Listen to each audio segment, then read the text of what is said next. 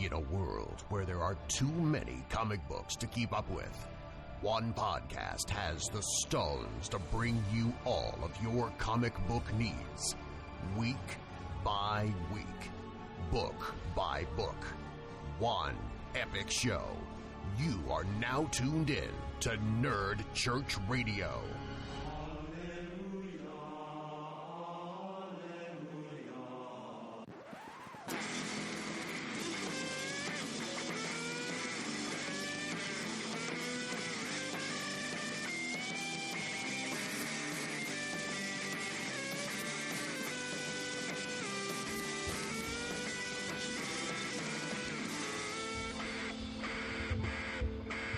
Hello and welcome to Nerd Church Radio, Communion, Episode 2. I'm your host, Ben Dupay. I am Noah O'Toole. And I'm Ariel Dupay. And we are your DC comic book overlords. How's everyone doing this week? Pretty good. Yeah? Yep. Good comics? Yep, it was good comics. We finally got some of the long-awaited button... Yeah. It's button week. I don't know how to call it, Yeah, a little bit, you know, we got like a little bit, but it was, you're right. Some answers, not as many as like, I mean, DC's obviously not going to like give you everything right now. They love dangling that carrot in front of the donkey, you know what I mean? And I typically... we're the donkey. they're going to give you about like 10 or 20% of what you want, typically, and that's it. Then it's over, so... Here at NCR, we are a spoiler podcast, so we talk about the weekly comic book releases from DC Comics. We do spoil plot beats, character developments, all that fun stuff. Starting today, we are proud members of the Batman Podcast Network, which is a network of podcasts online. So I found them on the interweb and joined, so that was pretty cool. Holy interweb, Batman. Yeah, holy interweb. Yeah, that should be like a banner on their website. So here at NCR, we do want to hear from you guys. So if you want, go ahead and send questions. We really want to do like a mail segment or something like that. Would be awesome. We don't get a lot of mail, so you know, if you want to tweet at us, we're at Nerd Church Radio on Twitter. If you want to send us some mail, we'll read it on the air. That's at nerdchurchradio@gmail.com. And join the conversation, as the internet people say, I guess. We don't care what you call us, just call us. Yeah, I know, right? Exactly. Also, we do want you guys to like, subscribe, rate, review us on iTunes and stuff. We really, really want iTunes reviews, so we would appreciate any iTunes reviews. We are partial to those 5-star reviews. Those are the best kind.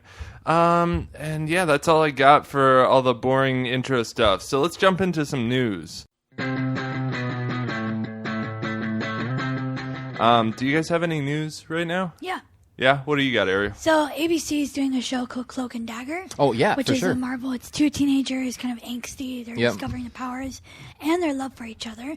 The one thing that I was curious, I thought Marvel or Netflix kind of had a monopoly on the Marvel titles, so... a little bit, but there's also, let's not forget, what's that big Marvel title that's out there? Agents of S.H.I.E.L.D. Yes. So, but that seems to tie in directly to the movie universe, where their Netflix series, I think, are in the same universe, but there isn't a super direct tie-in. They refer directly to the events in the movies, like they say, like the incident or whatever. But I mean, they're not like... They have said that there is a possibility that, you know, it's not totally out of the question that Daredevil would show up in Infinity War.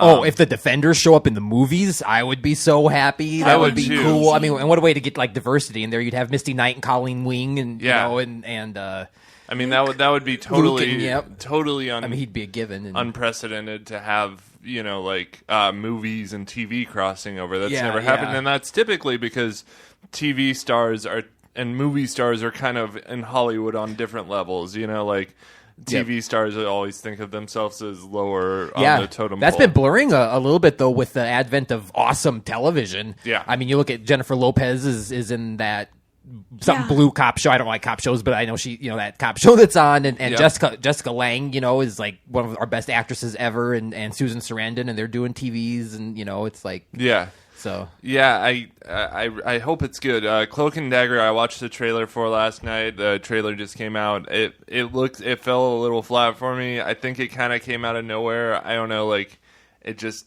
I don't know. I hope it's good. I really hope it's good. You don't really dig the whole teenage drama fest, do you? Oh, I totally dig that when it's done right. I mean, 13 Reasons Why. I love that show. Right. You know, That's a good example. You can do that, right? And I could be wrong. I just feel like Marvel didn't really promote this at all, which kind of gives me a bad feeling, because normally they drop a trailer for the trailer, and you know when a trailer is going to come out, and they're all about promoting and stuff. And this, it just kind of came out of nowhere. It almost doesn't seem connected to their budding comic book universe. You know what I mean? It's almost like they're trying to do it without a connection to the comic book a little bit. I mean, you just don't hear that connection on. I saw the actress once on the Today Show this week promoting it, and if I remember right, they didn't mention at all that it was a comic book. Just that she's show.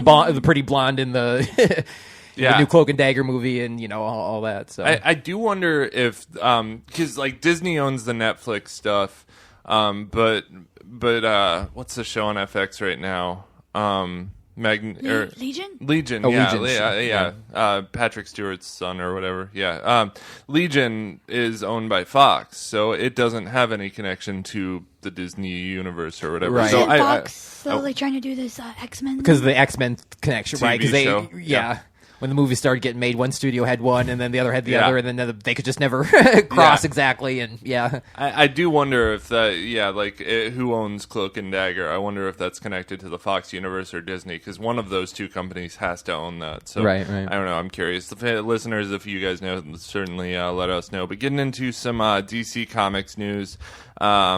Batman Volume 2, I Am Suicide Rebirth on local comic book shelves starting April 12th, so that just came out recently. Same with All-Star Batman. Superman Action Comics Volume 2, Welcome to Planet Earth, comes out in comic book stores on April 19th and Tuesday, April 25th on all bookstores, so Barnes & Noble and stuff. A couple animation projects are in the works. Young Justice Season 3, which we're all very excited for. I haven't heard a release date on that or anything. And a new R-rated Watchmen movie, which I'm totally excited about.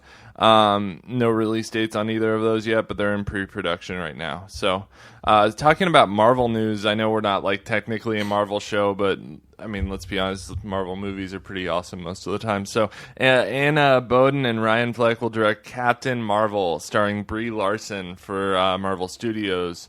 Both don't have a ton of experience, but have worked together on most of their projects. And they actually released some concept art for Captain Marvel. She looks kind of straight out of the comic book. Right. So I'm pretty excited for that. That looks fun. Yep. So. Have you ever watched It's Kind of a Funny Story? It's an adaptation of a book that I really love. Yeah. I mean, the movie was actually pretty good, and they directed that. So. Oh, cool. That's cool. Good. Yeah. I don't know much about them. I'm excited to see female-led superhero movies in Hollywood. I mean, it's all starting with Wonder Woman, but then we're gonna get Captain Marvel and Marvel, I think, dropped the ball on having the first female, because they could have had a Black Widow movie before Wonder Woman came out, and I'm still kind of surprised that they went with Captain Marvel over Black Widow. But I love both characters, and so I'm super excited for the Captain Marvel movie for sure. I love Brie Larson. I adore her. So I'm really excited. She's a good actress. Black Widow was super popular at the time too. Man. Right. They people love. I love. She was one of my favorite characters in the first Avengers movie, and then. After a while, Josh Whedon kind of played her down. I know I was disappointed in that second movie, that notwithstanding that, yeah. So I feel they could have done it, but so much. I mean, her scene was so cool with the Russian spies and going undercover. They could have done so much with the Red Room, and just all. I don't know. It could have been a lot of fun, a whole spy thing. But I did rewatch Age of Ultron the other day, and it doesn't really. It's kind of rough. Doesn't really stand up very well. So all right, enough of that. Let's get into. Did anyone else have any news before we talk about comics? Nope. All right. Well, let's talk about the book that everyone probably read first this week. And it's not even something we are going to technically cover on this show, but I do think it's worth talking about a little bit just because we want this to go out and for people to hear our thoughts on. Batman number 21, the start of The Button, number 1. So just a heads up, we are going to be spoiling this book. There isn't a ton to spoil here, but we are going to be talking about it a little bit in depth. So story on this one's Tom King with art by Jason Fabok, I believe is his first name. Jason? I don't know. Yeah, Fabok. is on art. Yeah, Jason Fabik and Brad Anderson on colors. So we open up with like a hockey game or whatever, and is this Mercury Girl? Saturn Girl. Or Saturn. I'm always calling her Mercury Girl. That's okay. But she's one of the planets. yeah. So it's Saturn Girl, and she's in Arkham Asylum, and there's like a hockey game going on. And someone's getting like beaten to death on this hockey game, right? And like she's just like, talking about how Superman won't come, our friends will die, the Legion will die, which I'm guessing is that the Legion of Superheroes. Yeah, okay, yeah, and that's it. That's all we get. The white suits are coming into restrainer or whatever. But yeah, I don't know. So still no answers on her and the Legion. Yeah, other than we get to see and hear about him again. I do like this poster in the background. Arkham is for healing with the smiley face button on it. Yeah, that's just a nice little call out or whatever to it. And we start off with just some amazing art, man. I love the art, and I was reading Weird Science review online, and he said something cool in his review for it. It's like no fancy panel layouts needed in this one, and he kind of hit the nail on the head there. I mean, the art is so good in this issue that you just don't. He didn't even need fancy panel layouts. It's pretty straightforward panels, and I like that a lot. Mm-hmm. So then we jump to the page two, like everyone's scene is Batman looking at all his computer monitors with the smiley face button on it. I just thought about this. If that's the original button, it would have Eddie Blake's or the comedian's blood on it. So I wonder why he hasn't tested the blood to see who it is. Oh, I'm sure this jumps back to right when Batman found the button. So I don't think we think all this time has passed, but I think that we're picking it right up from when he found the button, and I don't think it's been sitting in his cave for the last 36 weeks or whatever. I don't know. I feel like Batman would have looked into it right away. But he's also watching the hockey game and this is kind of like a framing device that Tom King uses or whatever. And he's kind of flipping the button around in his hand or whatever, and we're hearing the narration of the hockey game, sort of talking about how there's a fight on the floor and people are out of control and someone's beating the crap out of someone else. I don't know. Do you guys know what the relevance here is with the hockey game and the current story, or is it just a framing device? Well, I don't know if this is connected at all, but in Watchmen, there's kind of the same thing going on, where during the story, you also get this pirate story, and during the narration of the pirate story, it's still related to the actual Watchmen story. So I don't know if that's a callback to that. That could be. Okay. The only thing I can think of is just that it's the event that Saturn Girl that triggers something in Saturn Girl. I mean, she sees the fight and she knows this is the moment when somebody dies and Superman doesn't come, and I think it's used to kind of set up. Now there may be way more relevance to it in the future.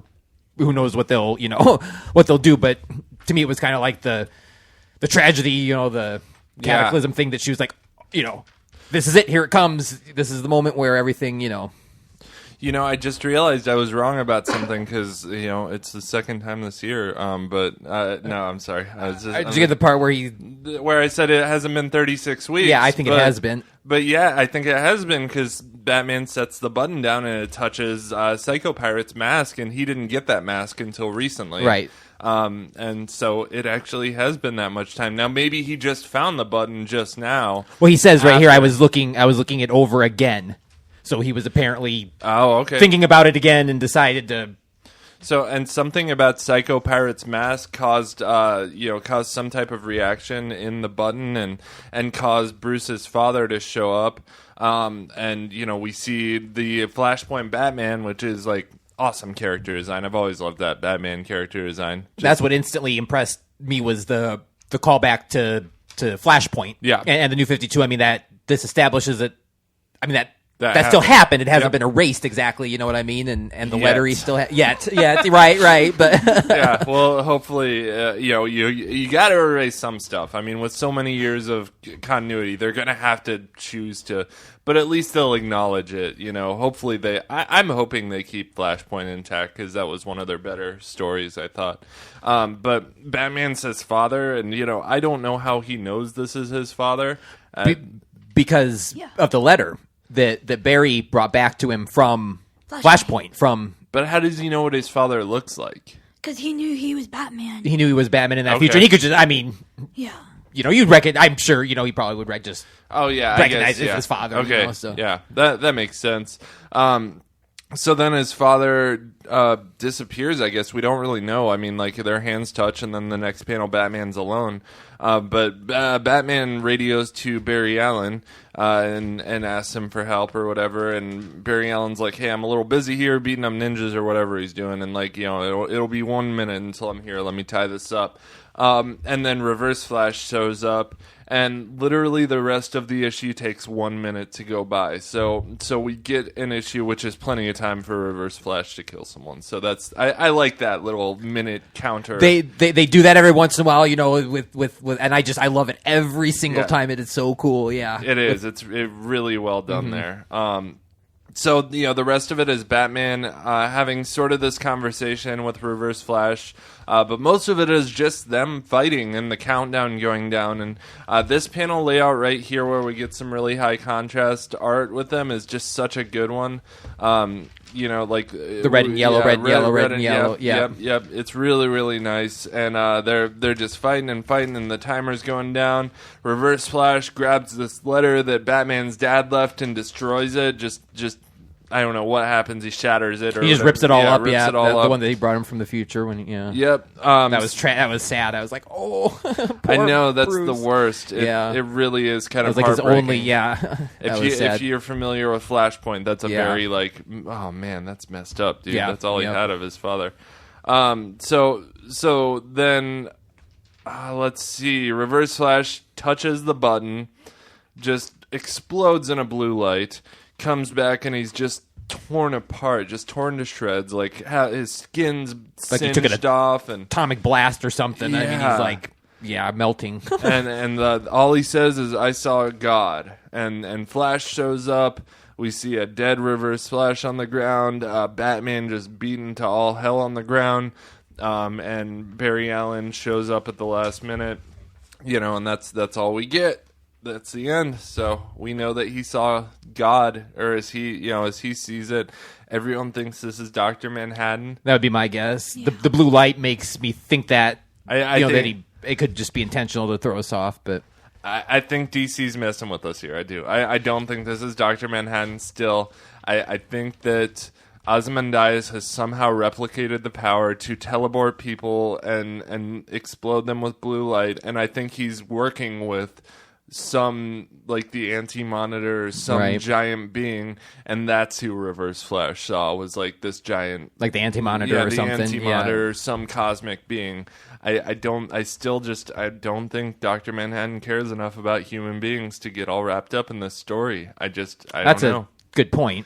I mean, that's always been like, Ariel, you've kind of shared that too. What do you think? The only reason I agree with you is, first off, Ozymandias does know how to replicate Manhattan's power. He's done it before. He used it on Manhattan. Mm-hmm.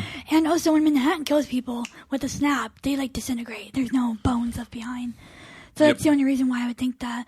And another reason I think Tom King is playing homage to Watchmen is in the very, very beginning when Saturn Girl is like, no one will save us. Mm-hmm. One of the first dialects of Watchmen is where Shock says, they'll look up to me and say, save me, and I'll say no. Yeah. So I think, I love Tom King. I love him so much. I think he's doing great things with this. Yeah, man, Batman, I mean, he took I've said before, he took, in the I Am Suicide Story arc, he took an old Batman story that shouldn't work, and it should just be another boring Batman story, and he made it fresh and new, and I don't know, I really like it. If a comic book is bad, let's talk ratings on this one before we do. I'll play the rating system for you guys so you know what we're talking about. If the book is not bad, not good, but just kind of meh, we rate it as Stuck in Purgatory. If the book is great, we rate it as holy. And if a comic book exceeds all standards of awesomeness, we rate that book as salvation. All right, cool. Yeah, I love those covers too. The lenticular, God help me, I love them. I mean, they're stupid. They're so stupid. Comic book retailers hate them because they're heavy to ship and so much extra stuff. But I love them too, and I'll collect them when they come out. Collectibles. God help me, I do. I just love to collect shit. So that being said, though, I don't know, man. I'm trying to hold back on the salvations, but this story was pretty great. I give it a holy. I think I on the site I was at like a 9 out of 10 on it. Right. What did you guys think? I absolutely agree with the holy. I couldn't give it a salvation because it's the carrot dangling in front of the donkey thing we were talking about. You know what I mean? And I need some more meat to really get like, okay, this was a salvation, but. It was so cool and outstanding. I mean, it was a holy. It was what good art, what good storytelling. Yeah, I loved it. I give it a salvation. Did you? Good for you. Yeah, somebody did. It was perfect for what I don't want more. Yeah, I wanted to go slow. I want hints here and there just so I can speculate more. I loved it. Yep. That's cool. I think they're doing really well with they're doing better than they did with Pandora and New 52. I'll give them that. So speaking of that, though, really quick and a related question. So.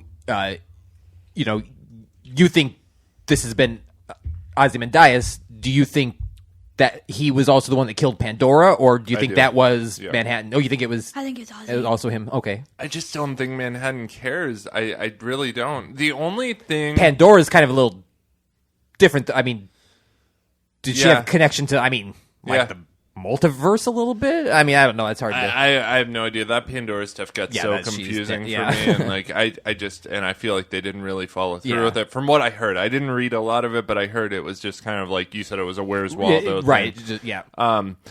So I don't know. I really like this, though. I don't...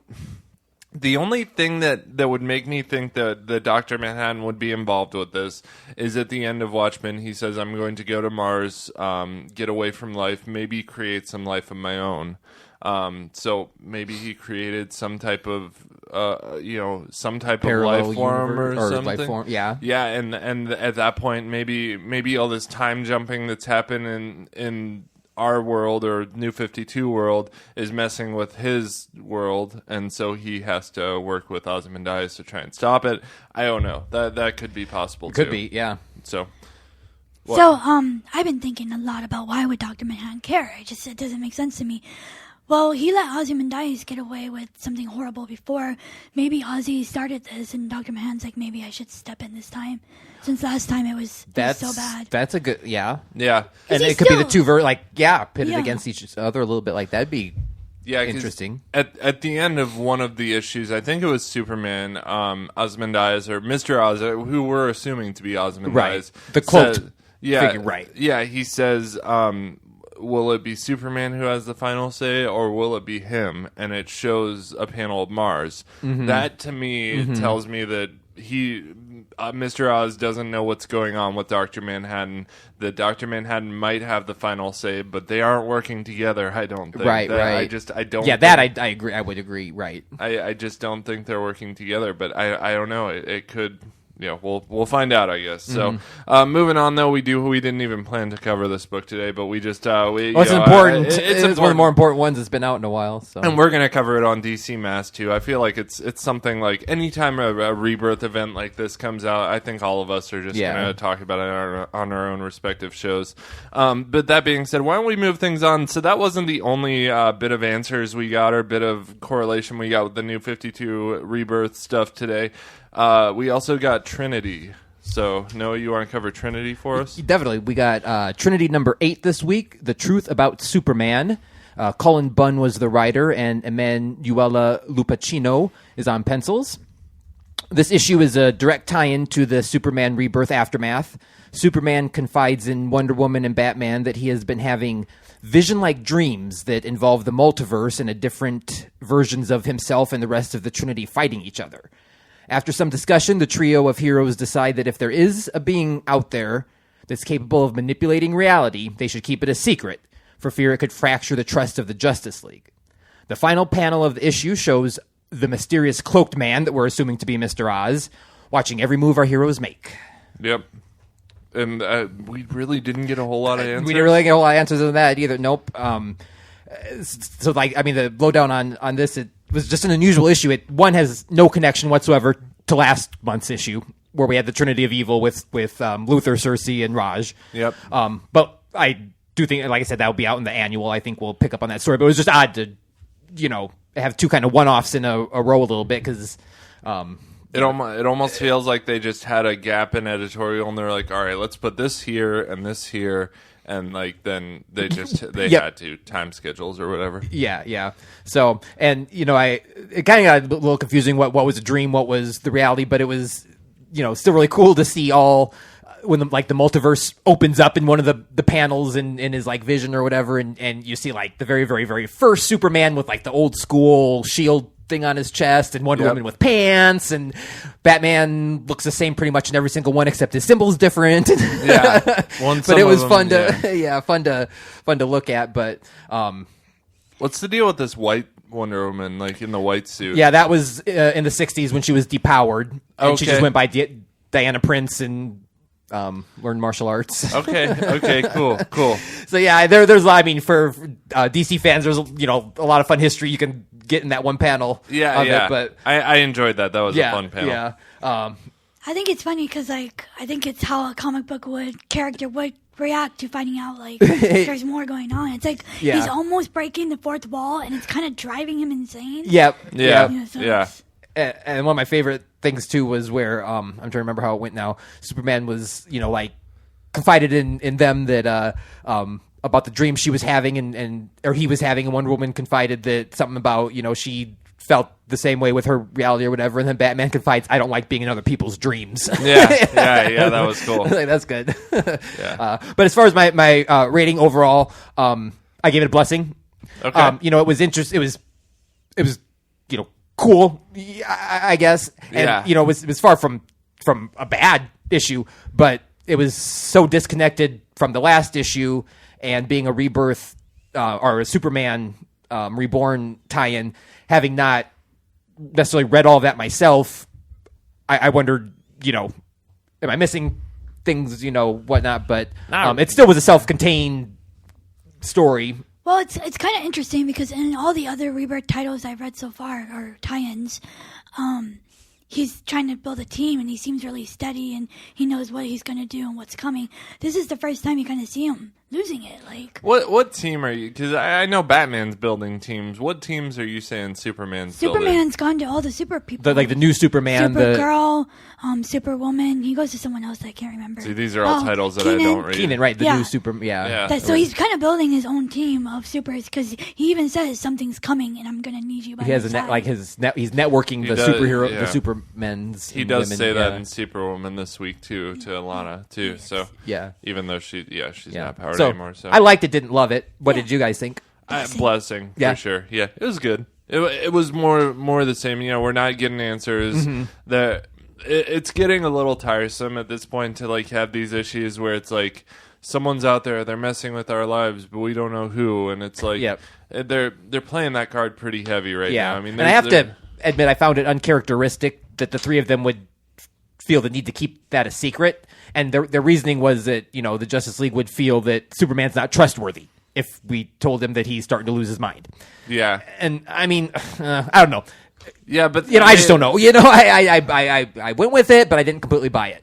Yeah, it's hard to say because the Justice League is they're the Justice League. Right, they're supposed to be their teams of friends. Exactly, but they are the three leaders of the Justice League. So at the same time, there's the most powerful dissonance among the ranks and stuff. I don't know. So it doesn't totally jive with me either, but I think they need it for the next story arc, which is Trinity versus the Justice League in next month. So so we'll see how that plays out. I'm going to keep reading though, obviously. So all right. Well, something I'm not going to keep reading. I'll cover it next. Or I probably will keep reading, but I'm hoping it gets better. Is All-Star Batman #9. Story on this is by Scott Snyder. Arts by Jock and Lee Lowridge.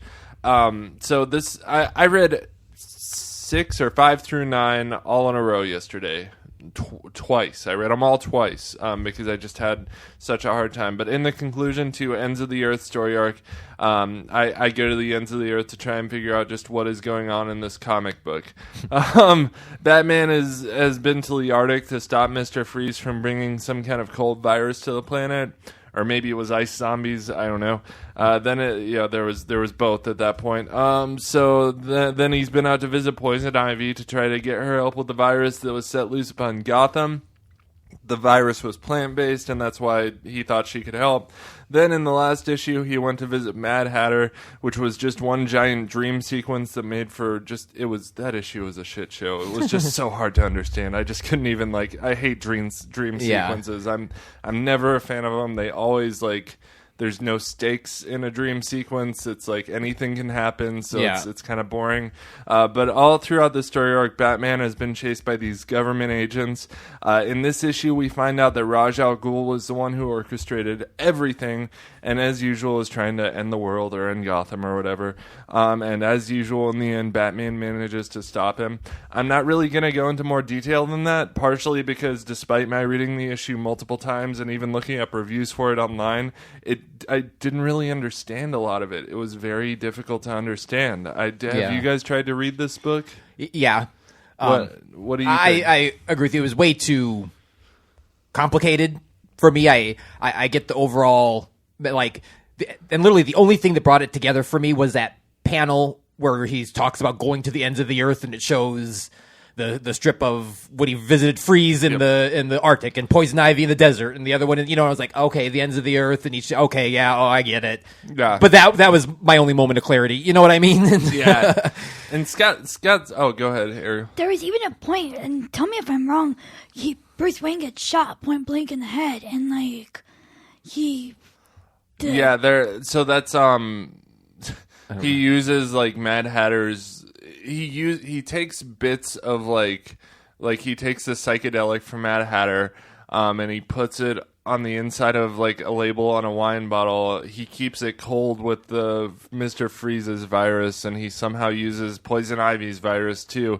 And it's just okay, I don't know, man. Come on, it's just it didn't happen though. He didn't get shot in the head. Ra's al Ghul was kind of just imagining all of this happening. Which how could you know that if you give someone a psychedelic, that's what they're going to imagine? Happen, right? I don't know. Scott Snyder is just kind of hit or miss for me. Sometimes, he did great work with New 52 Batman. I loved his work there. He also wrote this book for Image that with Jeff Lemire, where it was just prose. And I feel like that was the approach he took with this book, was just prose and a lot of narration and kind of offbeat storytelling devices that... Right. I feel like it was meant to be gritty graphic novel, that... Yeah. I don't know, an artsy person that Batman would want to pick up, and I don't even know, but... Yeah, very, very cerebral. Yeah, cerebral, that was a good word for it, that's sure. what he intends it to be. For me, that's just not what I go to Batman for. I don't want to have to read a Batman book 3 or 4 times to get the gist of what happened. I prefer the storytelling where it's like Tom King's work, where he gave us some new, but he went a little cerebral with it, but the storytelling was still straightforward and you still understood what was going on. There were some cool moments in this series. Batman used his cape as a weapon at one point. So someone was attacking him and he took his cape off and threw it at the guy. And it wrapped around a tree and tightened or whatever with the guy. So that was pretty cool. There were a couple, or the wearing wax lips to prevent with the poison the kiss. ivy. That was a classic Batman trope from way back in the day. At least they avoided more pectoral. What the hell was that? Pectoral electrocution lasers. I don't know. Oh god, yeah. Oh yeah, I remember that. Yeah. The pectoral speaker. The pectoral speaker. Oh yeah. They emit sound waves from his massive pecs underwater. Oh my god, that's Come on. so funny. Seriously, Scott, if you're listening, I love your writing. I do. I love Scott Snyder's writing most of the time. Sometimes he just, everyone has an off story, or maybe it was good for certain people, but it just wasn't there for me. It does start a new story arc with the next issue, so I'm gonna keep reading and hope that it picks up. For now, though, it's in purgatory for me. Did y'all read this issue? Yes. I tried to. Yeah. Yeah. What would y'all rate it? Pretty much the same. I of course love the Poison Ivy one-off just as a fan of that character, but as far as looking at the story and trying to understand it and looking at the story as a whole and this conclusion, it's just that whole thing was tough to tough to swallow, and it was they got like the Mr. Freeze. He slowly lost me because Mr. Freeze issue was actually pretty good. Right? Poison Ivy issue was all right. It was like, okay, I can get with this, but with Mad Hatter, you lost me. Anytime you make the majority of an issue a dream sequence, I'm like, okay, all bets are off. I'm not invested. Yeah, it doesn't matter what happens. I can skip to the end of the book because there's no consequences. It's just or there's just going to be some massive realization at the end of it, and that's it. Which I don't know, man. I've always hated that on TV shows, too. Ariel, what did you think of this book? This issue alone, I give a blasphemy, because I can't tell you one thing that happened in there. Yeah. So, and I read it twice, and I can't tell you anything about it. Did you read the previous ones, too? Yeah, I read them. I've read them when they come out. And those were, I give those, like, probably a blessing even, because they were pretty good, but... I go with blessing on the Mr. Freeze and Poison Ivy issue, but the other two kind of kept it in purgatory. The only reason I'm not going down to blasphemy is because I don't know. I mean, the art was still really good. Yeah. They were interesting books to look at. Definitely cool, like, poster art or whatever, stuff like that. So I could dig some of that. But let's keep things moving on here. Why don't we talk about, what do we got next? Aquaman. Ariel's the ultimate comic book overlord today. She's delivered a blasphemy and salvation all in one fell swoop in one episode. So we got to put that in the record books. It's either really good or really bad. Yeah, there's no in between for me. Don't mess with you today. Yeah. So let's talk about Aquaman number 21, written by Dan Abnett, penciled by Scott Eaton, inks by Wayne Botcher, and colors by Gabe L. Tab. So Aquaman and Mera have discovered a new world. There's been the strange waters going on, and they go to investigate, and they discover it's like an alien world, and most people can't get there because the fear consumes them, but this new world feels at kin with them, so they're able to go in, and it might be a little too late because back on the ship, one of the girls is freaking out. So, okay. Try to explain. Do you guys read the book? I read this book, and I have not read previous Aquaman books, so there was a lot I was confused about. Okay. For example, the woman that suddenly turned into... Yeah, I'll try to catch you up. So these soldiers... They find this strange water and this creature called Dead Water, and they call Aquaman and Mera to come help them investigate. And it turns out something in the strange water causes a fear inside you, and when you feel that fear, you turn into dead water. Okay, so which is like that creature. Yeah, a creature. Okay, a really deadly creature. So when the girl was starting to freak out, she started to turn into herself too, and it's a defense mechanism for this new place. Sure, yeah. That way no one can get close to it. So what we leave off is Aquaman and Mera in there, and the other people are fighting Dead Water. It's always curious when something this big happens. I always wonder if it's going to be contained to one book. I mean, discovering an alien world it's pretty eventful, but it is in the ocean, so you... Yeah. Yeah. So, yeah, I mean, at this, in a world with a whole universe full of Green Lanterns, it isn't. I mean, what, if you knew that a bunch of other planets existed, like, would you be like, oh, they're an ocean world under an ocean world? Yeah. Or would you, I mean, I don't know. I'd want to go, but... Yeah. Well, I think they're going to keep it going for at least 2 more issues because this is part 3, so I think we'll get a couple more at least. I really like Aquaman because their arcs last a good amount. 5 or 6 normally. Yeah. Sometimes I've only seen 3 in other issues, and I don't think that's enough time to really flesh out the story and the characters. One thing I really like, there seems a theme of fear going through Rebirth, especially with the lanterns. Fear paralyzes Jessica sometimes, and fear. There's obviously the fear of Green Lantern Corps, and here we're kind of showing how fear can cause you to turn into a monster. Right, yeah. So I like that DC kind of keeps themes within their book. I really enjoyed this arc so far. I gave it a high holy, or a holy. Right. So I think anyone who even likes Aquaman a little bit, pick up this arc. Awesome. I'm holding off on reading this until they start a new story arc. Same with Deathstroke. Because I hate jumping into a story like this without having... It's just hard for me to fully grasp it. So I kind of skim it and trying to get the gist of it through people's online reviews and stuff. And then when a new story arc starts, I'll pick it up. What did you rate this one?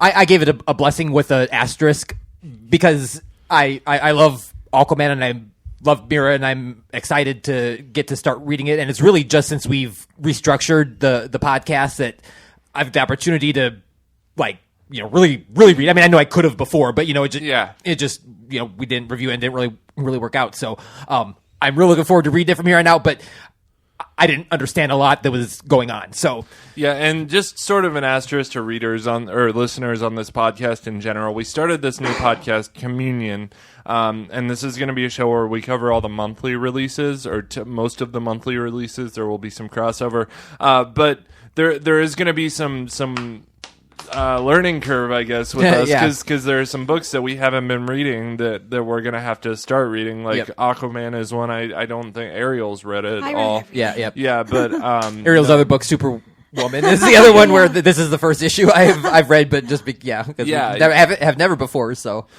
so I mean that was a good jumping on point. I feel like that issue. So there may be some points where we're like, okay, I'm just kind of getting the gist here. But all right, let's.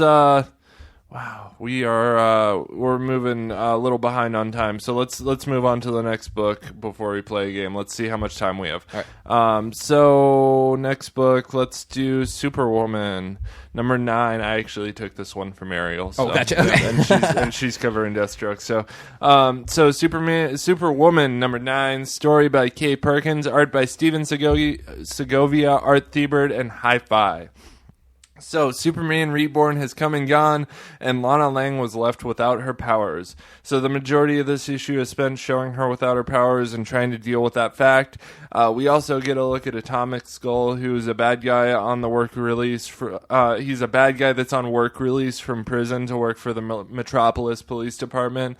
He goes on a that's a good idea, right? Yeah, come on, guys. Like that whole Atomic Skull. Have you ever watched Justice League Unlimited, guys? You don't put.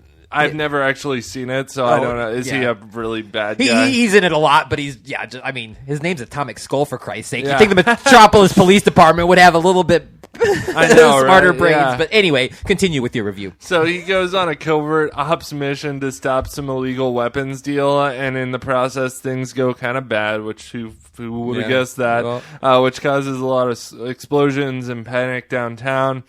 Fortunately, Superman had taken Lana Lang downtown at that exact moment to give her a heart-to-heart talk about how she'll always be a superhero, even without superpowers. Superman saves the day, and non-powered Lana Lang even manages to help a little. At the end, Superman drops Lana Lang back off at her farm, and we'll pick things up next time in Rediscovery. One part I thought was really funny was like the Atomic Skull completely disobeyed his officer. Right? Like the weapons deal was going south, and she was like, "Do not pursue," and he just he's like, "No, I'm doing it." Yeah, and at the end of the issue, I thought she was gonna chew him out and send him back to jail because it went south, but she was like, "Well, no one got hurt, so no big deal." And it's like, come on, man! Like that guy would have been back in jail in a heartbeat, right? You know, bro, yeah. He disobeyed an officer and caused a bunch of damage downtown. I mean, I don't know. I felt like that was a little. It's silly to say unrealistic in this book because it's all unrealistic. It's all, but yeah. So this is the first time I've read Superwoman comic, but I enjoyed it. I thought it was really fun. Mm-hmm. I don't know. What did y'all think of the book as a whole? Having this been the first time I read it as well, I liked it a lot. Yep. I love Lana Lang. I thought she was written very strong. You know what I mean, and believable, and I felt her human side when she was depowered. You know what I mean? And I think that's hard to write the superpowered people as still, human or flat out being human. So the storytelling was great. And Hi-Fi is one of my favorite colorists. Every time I know he colors a book, you just know it's going to be, real pretty. Yeah. So, yeah, I thought it was great. I personally gave it a blessing with an asterisk, again, because being the first one, I always, you don't want to be like, I don't want to get too deep into rating it. I want to wait till the next time to make sure, I have a better feel for it. But I can't wait for it. It was good, and I'm looking forward to reading Superwoman more. Yeah. What would you rate it, Ariel? I'd probably give it a blessing. I was a little bored during it. But, Lana is not really a character I care about that much. But I understand that she's important in the universe. Right. I don't know if it's because my expectations were lower for this book, because I've just heard that Superwoman isn't a good book, and I was kind of pleasantly surprised by this one. I thought it was a good book. I gave it a blessing. Yeah. I enjoyed it. So, yeah. That Atomic Skull thing was just a blast. That really made it for me. That was the funnest part of the issue. But then we also like getting the human side of that was cool. Right? Yeah, like, it all was. I dug that. I hope they keep her non-powered for a little while and explore. Yeah, I'm curious. Do you think she'll get her powers? I mean, she almost have to. You'd think, but right. Yeah. To keep it a Superwoman book, you're gonna have to give. Yeah. I mean, she has to be Superwoman. At some point. Right. So, all right, moving things on here. Let's talk about Batwoman. All right, Batwoman number 2, The Many Arms of Death, Part 2. The writers on this are Marguerite Bennett and James Tynion IV. Steve Epting is the artist, and Jeremy Cox is on colors. Batwoman's search for the seller of the Monster Man drug brings her to the island of Coriana, where she finds her old friend Raphael on his deathbed with a knife in his back. Batwoman battles an assassin named Knife, who was once a member of Batwoman's former lover Sophia's, that's a hard one to pronounce, Sophia's gang, named Tahani. So we got all kinds of crazy names in here. Sophia's former warlords rescue Batwoman and fill her in on the details after she left Coriana all those years ago. During that time, an organization called the Cali Corporation began buying up the island, and Sophia fled and hasn't been heard from since. The Cali Corporation is also the Many Hands of Death and is responsible for selling the Monster Man drug on the black market. It appears the goal all along was to lure Batwoman to the island so the mysterious Many Hands of Death can tighten its grip around her neck. And next, Batwoman number 3, Double Down in Coriana. Awesome.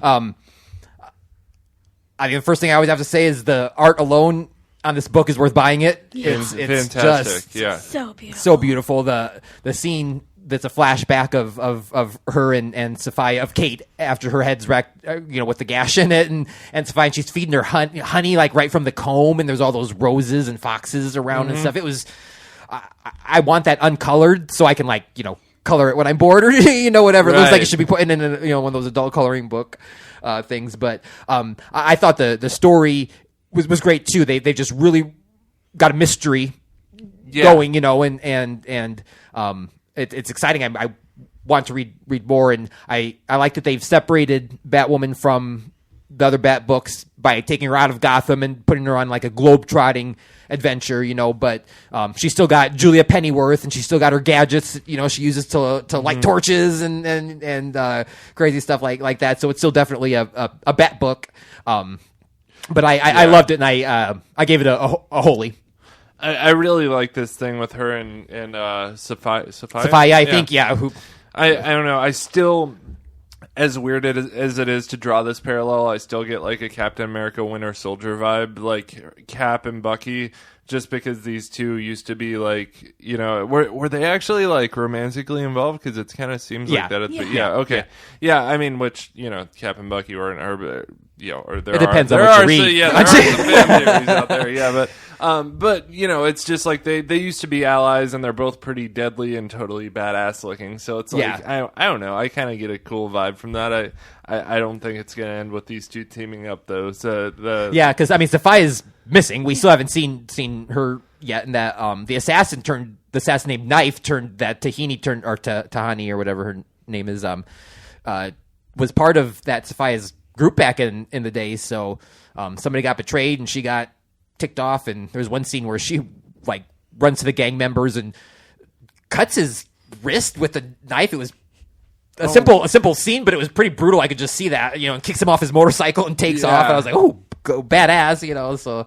Wow, I'm an idiot. I totally thought Sophia and Knife were like the same person. No. That's why I thought that. Yeah, but now in this first sequence, I see Knife off like in a tree, kind of watching them. Yep, and she was the one that in the first issue when Kate was tracking down the Monster Men and had the lead knifed him in the back from a distance. I don't know if anyone remembers that. So and then she chased her away and then got brought to the island. The same knife then is in Raphael's back. Yep, and so their at one time ally has begun killing them. So yep. Knife has a totally cool character design too. I love her character. She's got like a skull type mask thing she wears, and Did you rate this one yet? I gave it a holy. Okay. Yep. Holy, yeah. Holy, yeah, same here, Holy, on this one. The part where she lights the lantern was really cool. Yeah, that was fun. Yeah, they're fighting like real close quarters, and she shoots off of the things, or the I can't remember what she calls them, tuxedo one. And she's like, "What, you missed?" Or she's like, "I was aiming for you," and then the lights, the thing lights, and the torch lights. Yeah. All right, so last book, why don't we cover Deathstroke, and hopefully we have time for a game after that. Deathstroke number 17, story by Priest, pencils by Joe Bennett, inks by Norm Rapmund, and color by Jeremy Cox. So Power Girl gets a visit from Beast Boy, which apparently is a setup for a Lazarus contract that's coming. But when he visits, he reveals to her that the man she's been helping is actually Deathstroke. Being the hero she is, decides to take Deathstroke on herself and tries to turn him in. Obviously, Slade doesn't take to this too easily. Yeah. So, and they start fighting. And just to mention right now, Slade is wounded and blind. And even with that, he still takes Power Girl on like a badass. Mm-hmm. Another important moment was Dr. Icon, which I don't know who he is, but the internet kind of freaked out that he's up and back. So I'm guessing he's a pretty dynamic character. Dr. Icon? Yeah. Okay. Boy, I gotta admit, I've not even heard of him. So I read a lot of reviews. I can overlook people that part. Are like freaking out that he's back. Internet, tell us who Dr. Icon is. Yeah. So reading this, I kind of felt like I was watching a soap opera on Spanish. Like, you kind of get the gist of what's going on. There's a lot of drama and action, but you're not 100% sure. Yeah. Like, it's not translating super well. But there's something I'm missing because every review I read was a 9 out of 10 or a 10 out of 10. Okay. So people love this book. I skimmed some of the back issues kind of just on their website, and it seemed like Slade really cared about Power Girl and kind of was trying to be a decent guy for her. She was just showing him like how easily he can flip, and especially, I bet you had a really hard time reading this because I know I hated this.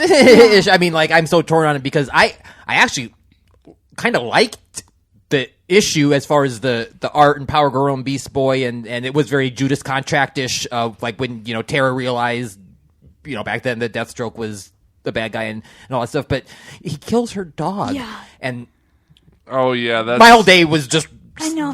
ruined because of that. I was like, I need a disclaimer on the front of the cover. Yeah, I know. I saw that panel. I was like, oh no. Oh no. Yeah, I know. Yeah, that's rough. Yeah, sorry about that. Yeah, but something about that though is that I mean, like, it really invoked a angry emotion in me, and it did Power Girl too, obviously, and they addressed it at the end of the book. Whoever he's talking to on his comm, I kind of missed who that was for sure. I don't know if we even know who it is yet, but he or she is like, I know why you killed the dog.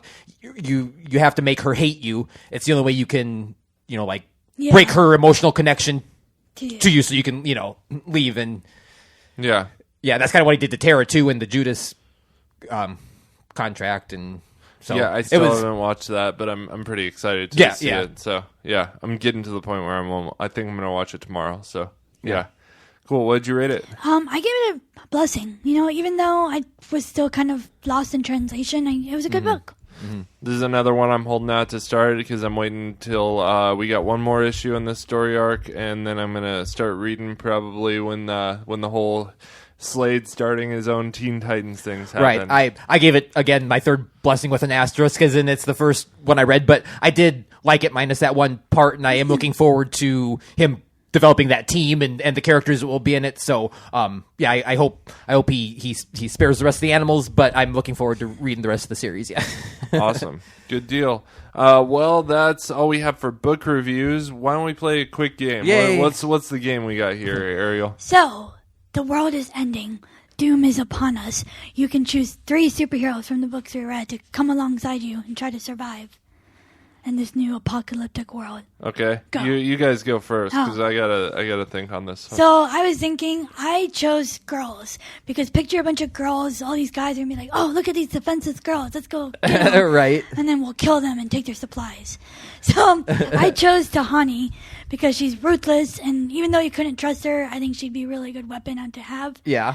I chose Mira because she's fierce and loyal and strong, and she could probably suck the water out of plants to help keep us hydrated. Oh, that's thoughtful, yeah. And then I chose Selena Kyle because her cat-like reflex could get us out of a tight spot, and she could go into buildings easily to scout out and get us supplies. Yeah. Okay, cool. That's pretty good. I have a usual group, but one did match Mira. I can't not have Mira in a book and say, what team do you want? And, not pick her because I think she's awesome, deserves to be on all the teams. And her water powers are cool, and she's super strong. And, so she'd obviously be awesome. I hope it's kind of not cheating, but because we kind of threw Batman off the table, but I put Batwoman on. Nice. I liked her little island trekking adventure and, her resourcefulness when she fought Knife and used her thing to light the torch and all that stuff. That could definitely come in handy. And then my third choice is Ra's al Ghul. Nice. Because you're not going to get out of whatever you're in with him next to you, and even if you don't, you just take a dip in Lazarus Pit and you'll be all better. So Sweet. I'm gonna go villains on this one. I go Reverse Flash because it always helps having a speedster on. For sure. He can go back in time and stop the apocalypse. Atomic Skull. Yeah. Just because why not? He's awesome. It's like having a little boy on your team. And Ra's al Ghul. Did you? Yeah. Yep, I did. Yeah. So I don't know. I'm a big villain. Yeah. Guy, No. Hey, I honestly, you might have a pretty good chance of surviving us. Yeah, for sure. All right, cool. So, again, I will ask people to please give us iTunes reviews. We really, really want them. Please send us mail or tweet at us. We will read your mail on the air and talk about it. nerdchurchradio@gmail.com.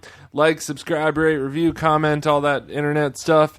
If you want to go the extra mile and donate to us for access to exclusive content, we are at patreon.com/nerdchurchradio. You can see all of our extra stuff that we give away, for in return for donations and stuff. So we do appreciate that. If you want to find me solely on Twitter, I am at IndieComicBen. Where can we find you at, Noah? You can find me on social media platforms like Facebook and Twitter. Just search Noah O'Toole. Awesome. I am Ariel the Oracle on Twitter, and also, since we talked about Batman 21, I'll be putting out a little inside look at who the Watchmen were tomorrow at nerdchurchradio.com. Nice. Yeah, and that's a cool article. She actually wrote a piece about here is this Watchmen character, and then here's a piece about them in Rebirth, or what she thinks about what their piece in Rebirth. Ooh, I got to read that. Yeah. Cool. Yeah. Yeah, so it's going to be fun. I've already read it. It's a really, really great article. So, yeah, and check out all of our written reviews. We write reviews for all the comic books at nerdchurchradio.com. Other than that, I am going to let you guys go. Have a great week, everyone. Bye.